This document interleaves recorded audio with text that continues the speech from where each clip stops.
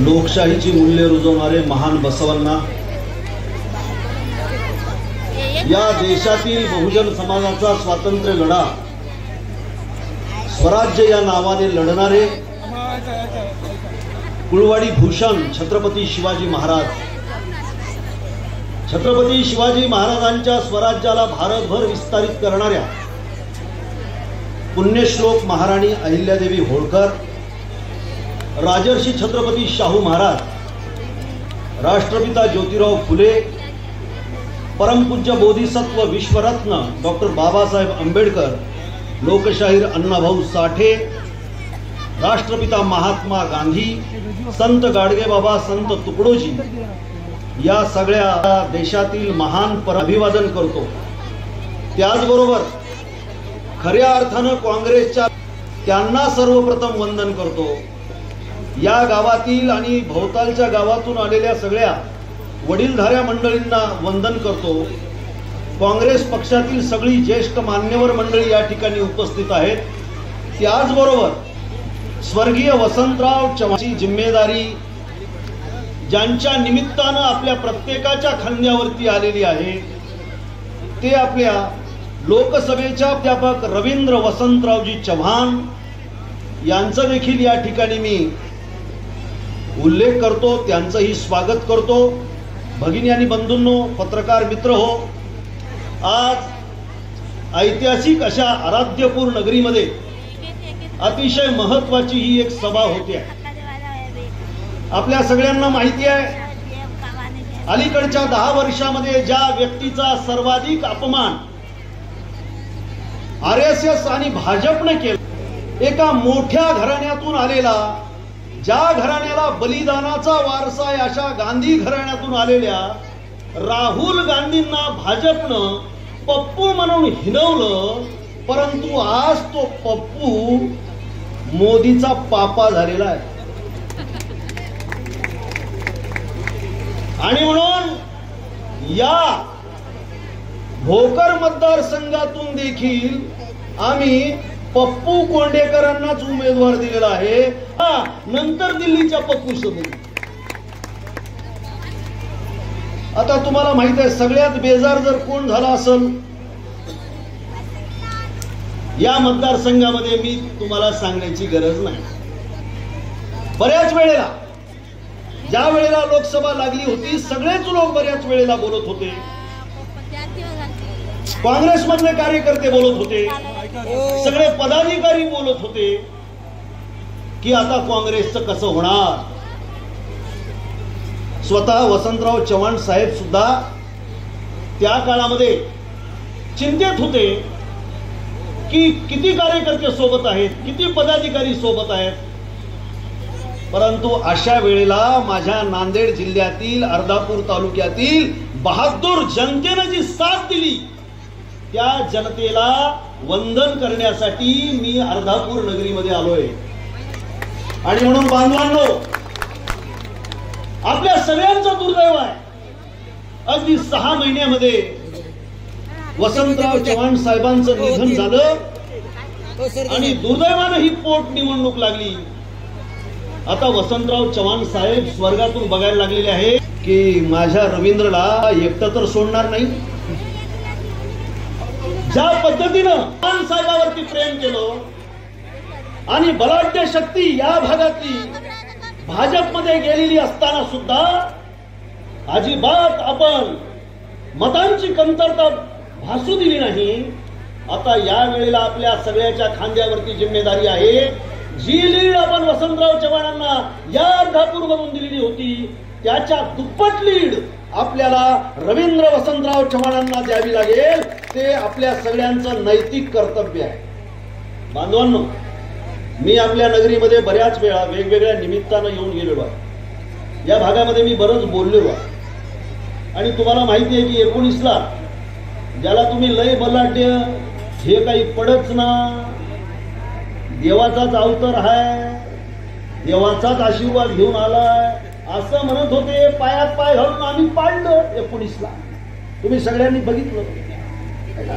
दुसऱ्या वेळेला दोघं एक झाले पैलवान, आणि त्याच्या विरोधामध्ये वसंतराव सारखा माणूस आणि सोबत जनता, दोघालाही एक बटन दाबून 2 उमेदवार पाडण्याचं ऐतिहासिक काम नांदेड जिल्ह्यामध्ये झालं. कुठेही झालं नाही महाराष्ट्रात. एक बटन दाबल्यावर 2 उमेदवार ठार केले जातात. आता विधानसभा आहे, लोकसभा आहे, 2 बटन दाबायचे है ना, आणि इथंही 2 उमेदवाराचा इस्तुईज व्हायचा आहे. तुम्ही त्याच्यातलंही पटाईत व्हावं, मला माहित आहे, जास्त काही सांगायची गरज नाही.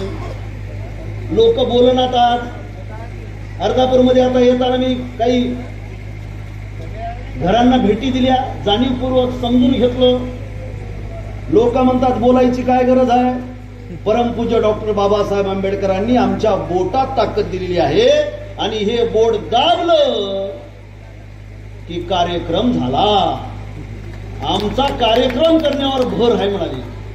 कार्यक्रम कशासाठी करायचा आहे हे पण सांगतो. मला माहिती आहे की या गावामध्ये मुस्लिम समाज आणि ओबीसी समाज हा संख्येनं जास्त आहे आणि तुम्ही ज्याला काय टरबुजा फिरबुजा म्हणता, आम्ही त्याचं अलीकडे नाव ठेवले लड्डू मुत्या.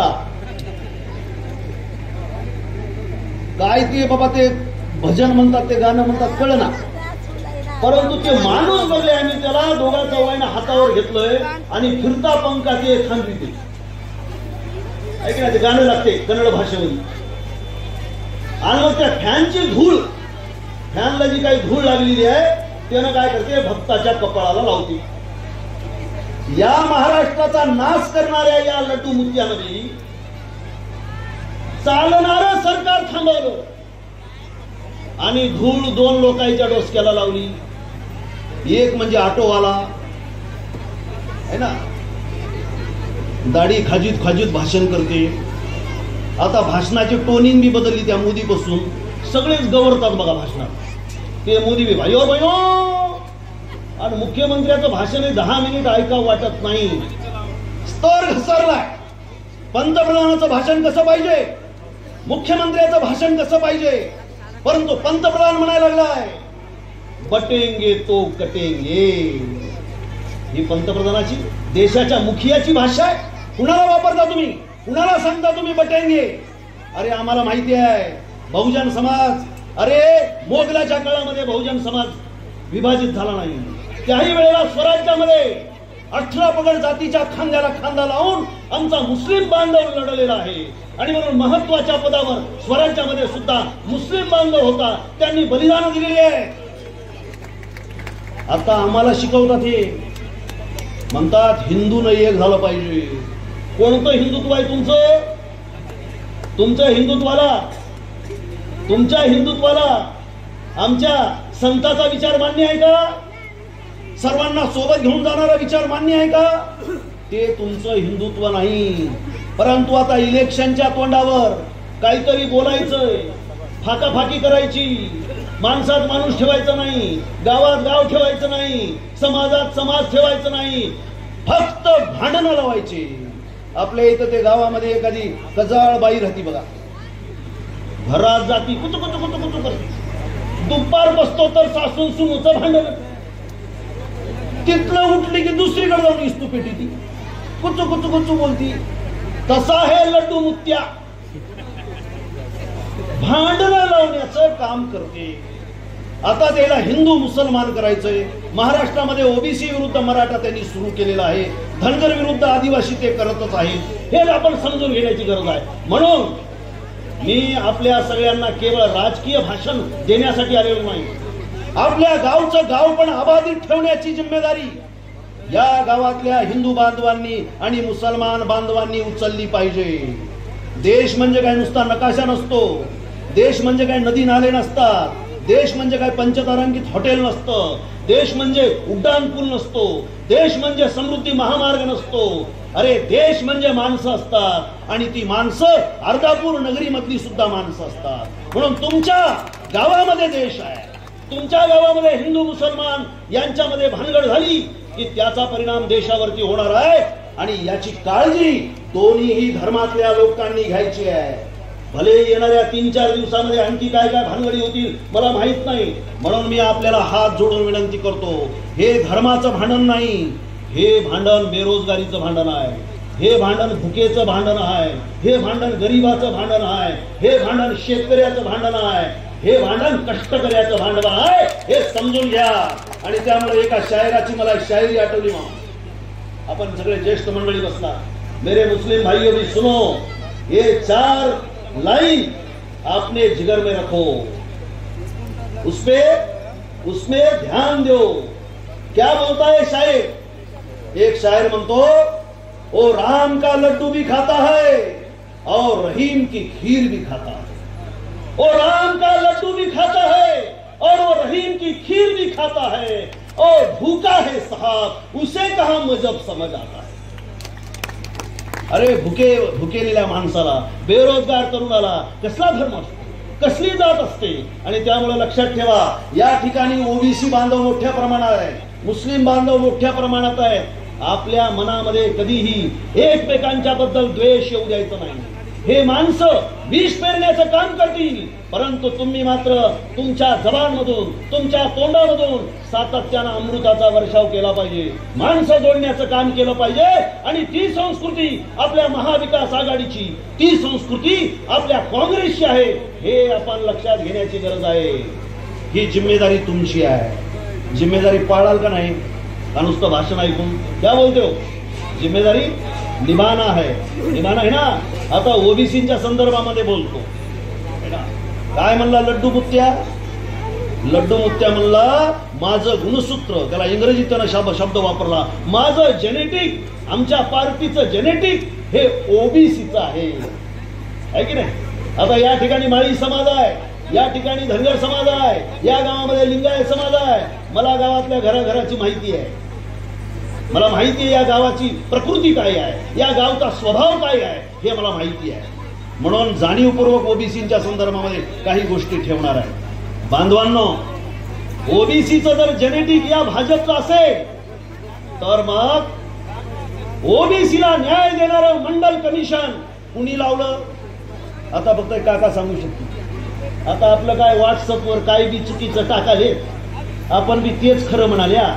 ते बायका असते बघा, पीस करती एक बाई, ती बाई दुसरीला करती, दुसरी तिसरीला करती, ते फिरून पीस पुन्हा आपल्याकडे देते. मा हे तर मवच होय, ते पीस फिरून आलं.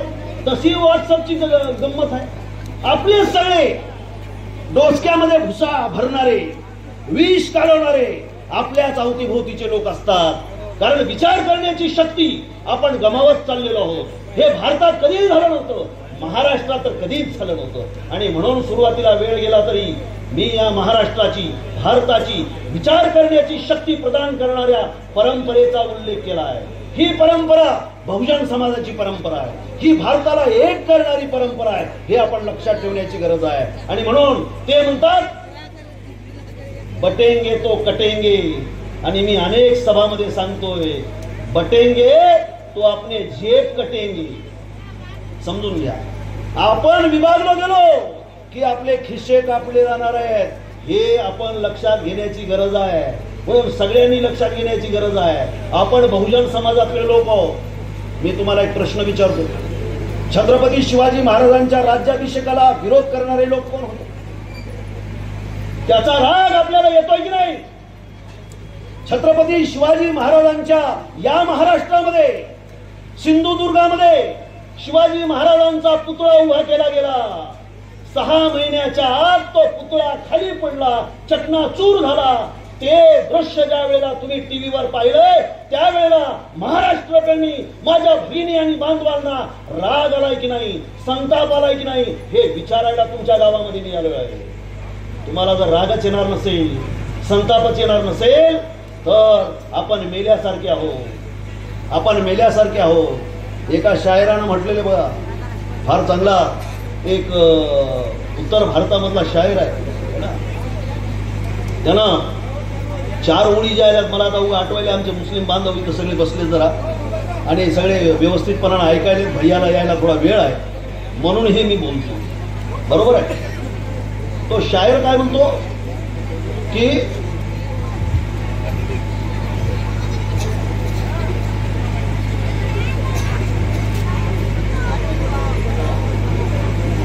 फार सुंदर. आता जरा थोडे दुष्ट गेले मला सांगतो ते आठवू देतो. तर त्याच्यामध्ये तो हेच सांगतो की ज्या वेळेला आपण प्रश्न विचारणं सोडून देतो, ज्या वेळेला आपण बोलणं सोडून देतो, त्यावेळेला आपण मेल्यासारखे असतो. आणि त्यामुळं या 2.5 वर्षामध्ये या सरकारनं जे काही महाराष्ट्राचं वाटोळं केलेलं आहे त्याचा राग तुम्हाला येतो की नाही? म्हणून शिवाजी महाराजांचा पुतळा पडला, त्याचा राग अर्धापूरमधल्या लोकांना येतोय की नाही, हा फार महत्वाचा प्रश्न आहे. छत्रपती शिवाजी महाराजांचं स्मारक अरबी समुद्रात उभं करतो म्हणले होते. काय झालं? परमपूज्य डॉक्टर बाबासाहेब आंबेडकरांचं स्मारक आहे ना, त्यांनी मोठ्या प्रमाणात उभं करतो, इंदू मिल मध्ये उभं करतो असं म्हणले होते.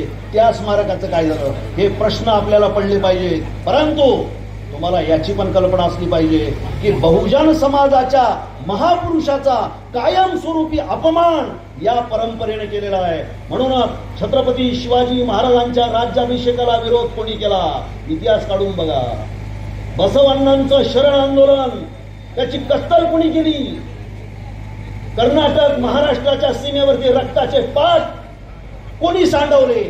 हे आपल्या पोरांना एकदा व्यवस्थितपणानं सांगितलं पाहिजे. राजर्षी छत्रपती शाहू महाराज यांना वेदोक्त प्रकरणामध्ये शूद्र म्हणून कोणी हिनवलं? होळकरांची होळकरशाही जप्त करण्याचा कुणी प्रयत्न केला आणि विठोजी होळकरांना शनिवार वड्यापुढे हत्तीच्या पायाखाली देऊन कुणी मारलं? हे बहुजन समाजानं समजून घेतलं पाहिजे. ज्योतिराव फुलेंच्या अंगावरती मारेकरी कोणी झाडले? बाबासाहेब आंबेडकरांना चातुर्वर्ण्य व्यवस्थेनं कुणी त्रास दिला? लोकशाही अण्णाभाऊ साठेंना कुणी त्रास दिला? हे समजून घेण्याची गरज आहे. आणि हे जर समजून घेतला तर तुम्हाला सांगतो, गावातलं एकही मत भाजपला पडत नाही. एकही मत पडू शकत नाही भाजपला. त्यामुळं तुम्हाला काय वाटते? तुमच्या साहेबालाच लय डिमांड होतं ना, आम्ही कचरापट्टी हवाय. आम्हालाही लोकसभेनंतर भाजपनं बोलवलं, आम्हाला म्हणले येऊ करेंगे त्यों करेंगे देतो. त्यांना मी स्पष्टपणानं सांगितलं, अरे या देशासाठी माझा आज्जा 10 महिने तुरुंगात होता आणि त्याचंच रक्त माझ्या धमनीतून वाहत आहे. त्यामुळं देशासाठी बलिदान देणाऱ्या परंपरेचे आम्ही वारसदार आहोत. आणि देशाची माती करणारे तुम्ही लोक कुठल्याही स्वातंत्र्य लढ्यामध्ये तुम्ही नव्हते. गांधीजीची आता म्हणतात, काय म्हणतात, राष्ट्रावर प्रेम आहे ना, विश्वगुरु. अरे राष्ट्रपित्याची हत्या कोणी केली? त्यामुळे आपल्याला हे ठरवावं लागेल. महात्मा गांधीजी ज्यांना जग वंदन करतोय, आज मी मोदी बी काय मनात काही राहू द्या, परंतु महात्मा गांधीला वंदन करूनच लोकसभेत जाते की नाही? त्या गांधीजीची हत्या कोणी केली? मग आपण नथुराम गोडसेच्या बाजूला आहोत का आपण महात्मा गांधीजीच्या बाजूने आहोत? याचा विचार अर्धापूरची जनता या इलेक्शन मध्ये करणार आहे की नाही हे विचारायला मी तुमच्या गावामध्ये आलेलो आहे बांधवांनी. आणि म्हणून हे सोपं नाहीये. हे काहीही बोलतात. मी जसं सांगितलं, आमचं गुणसूत्र जेनेटिक ओबीसीचं आहे. बरं, ओबीसीचं आहे. आता मी तुम्हाला एक प्रश्न विचारणार आहे सगळ्यांना, तरुण पोरांना त्यातल्या, कारण मी शिक्षक आहे. प्रश्न विचारल्याशिवाय मला क्लास घेता येत नाही. या देशामधल्या ओबीसीचं भलं व्हावं याच्यासाठी सगळ्यात महत्वाचा आयोग कमिशन मंडल कमिशन आहे. बरोबर आहे? त्या मंडल कमिशनची घोषणा कोणी केली? त्या मंडल आयोगाची घोषणा इंदिराबाईंनी केली. त्याचं इम्प्लिमेंटेशन व्हीपी सिंग करत होते. त्यावेळेला भाजप कुणाच्या बाजूने होती? काय झालंय माहिती आहे काय? आपण दिवसाचाच विचार करत होतो. आपण 2 वर्षही मागे जाईना, 4 वर्षही मागे जाईना, 10, 20 आणि 200 वर्ष तर मागे जायची इच्छाच नाही आपली. हे डोसकं त्याच्यामुळे हे गुम करून टाकलं. आलं लक्षात? त्यामुळं मंडल आयोगाला त्यावेळेला बीजेपीनं विरोध केला. मंडल विरुद्ध कमंडल अशी लढाई उभी केली. गुजरात मध्ये मंडल कमिशनला विरोध म्हणून रक्ताचे पाठ वाहिले. तरुणांनी स्वतःला जाळून घेतलं. ते कोण होते? ते बीजेपीच्या परंपरेतले लोक होते. ओबीसीनो, तुम्ही हे लक्षात घ्या. बीजेपीचे खाईचे दात वेगळे आहेत आणि दाखवायचे दात वेगळे आहेत.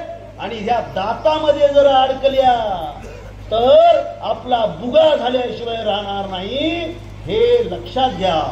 म्हणून ओबीसींनी सावधान. आणखी तर मी महाराष्ट्रातलं बोलायला सुरुवात केली नाही. आता हे फक्त ओबीसीला एवढंच सांगायलो, ओबीसीचा जर तुमचा जेनेटिक असेल तर या ठिकाणी आता भाजपमध्ये गेलेले आहे ना, इकडचा मोठा माणूस ते गावात आल्यावर ओबीसीच्या कार्यकर्त्यांनी, धनगर समाजाच्या कार्यकर्त्यांनी, माळी समाजाच्या कार्यकर्त्यांनी, लिंगायत समाजाच्या कार्यकर्त्यांनी त्यांना एकच प्रश्न विचारा, तुम्ही ज्या पार्टीमध्ये गेलात त्या पार्टीमध्ये मंडल आयोगाला विरोध का झाला? विचारा. विचारता का नाही? कोण कोण विचारतं? हात वर करा बरं, बघू कोण हिंमत कोणाकोणाच आहे मला बघायचं. आमच्या ओबीसी मध्ये कोणाकोणाच हिंमत आहे बघायचं. Very good. हे याला शेलार मामा आहे हो, शेलार मामा. हे केलं पाहिजे. मंडल आयोगाला यांनी विरोध केला. काय केलं? 2014ला धनगरांनी बारामतीला प्रचंड मोठं आंदोलन, 10-12 लाख लोक एकत्रित आले, बारामतीमध्ये आंदोलन केलं. त्यावेळेला हे लड्डू मुत्या विरोधी पक्ष नेता होता. डुलुक डुलुक डुलुक आला, त्याच्या लक्षात आला आता खळं भरलंय, आता लुटून न्या. आला, कपाळाला भंडारा लावला. धनगर समाजामध्ये या भंडाऱ्याला फार महत्व आहे. त्याचं नावच आहे भंडारा. भंड म्हणजे भांडण, आरी म्हणजे शत्रू, शत्रू संगे भांडण करण्याची ज्याची ऐपत आहे तो कपाळाला भंडारा लावतो. तो भंडारा लावून म्हणला, धनगर समाजाला एसटीचं आरक्षण देणार आहे, आमचा अभ्यास झालाय, आम्हाला तुम्ही फक्त निवडून द्या, पहिल्या कॅबिनेट मध्ये आम्ही तुम्हाला एसटीचं आरक्षण देतो. आता कॅबिनेट नाही बाबा, सरकार बदलली, धनगरांना आरक्षण मिळालेलं नाही, कुठल्याही सुविधा मिळालेल्या नाही. ओबीसीच्या सगळ्या स्कॉलरशिप बंद आहे, ओबीसी विद्यार्थ्यांच्या फेलोशिप बंद आहे, वसतिगृहाचा निधी बंद आहे. ओबीसीला पायाखाली घेऊन लड्डू मुत्या म्हणायला की ओबीसीचं आमचं जेनेटिक आहे. अरे ओबीसीच नाही, तुम्ही हिंदू बद्दल म्हणता की आमची पार्टी हिंदुत्वाची पार्टी आहे. बर असं आहे का? काय हिंदू? तुम्ही जर खऱ्या अर्थानं हिंदूच्या बाजूने असतात तर तुम्हाला आज हिंदूला भीती दाखवायची गरज पडली नसती, है ना? बटेंगे तो कटेंगे म्हणजे हिंदूला भीती दाखवणार ना, ही भीती दाखवण्याची तुम्हाला गरज वाटली नसती. या देशामध्ये मोठ्या प्रमाणामध्ये शेतकरी आहे, तो हिंदू आहे. मग तो शेतकरी तुमच्या दारावरती 2 वर्ष बसून राहिला. 800 शेतकरी त्या आंदोलनामध्ये मेले. तुमच्या नेत्यानं मोठ्या टायराची गाडी शेतकऱ्याच्या अंगावर घातली. त्यावेळेला तुमचं हिंदुत्व कुठं गेलं होतं, हा आमचा तुम्हाला प्रश्न आहे. म्हणून बांधवांनो, अहो इलेक्शन आलं की हिंदू तरी खतरे में येतो, मुसलमान तरी खतरे में येतो. या देशामध्ये कधी हिंदूही खतरे में नाही, मुसलमानही खतरे में नाही. खतरे में फक्त याच्या खुर्च्या राहतात. खुर्ची वाचवायसाठी ये खतरे में वो खतरे में असं म्हणत असतात. म्हणून अर्धापूरच्या लोकांनी जे आपल्याला भीती दाखवायला लागलेली आहे, माणसामध्ये भेद निर्माण करायलेले आहेत, त्याच्या पाठीमागं बळ उभं करायचं नाही. पैशाचे महापूर येतील, दारूचे खोके येतील, है ना? दर इलेक्शन आलं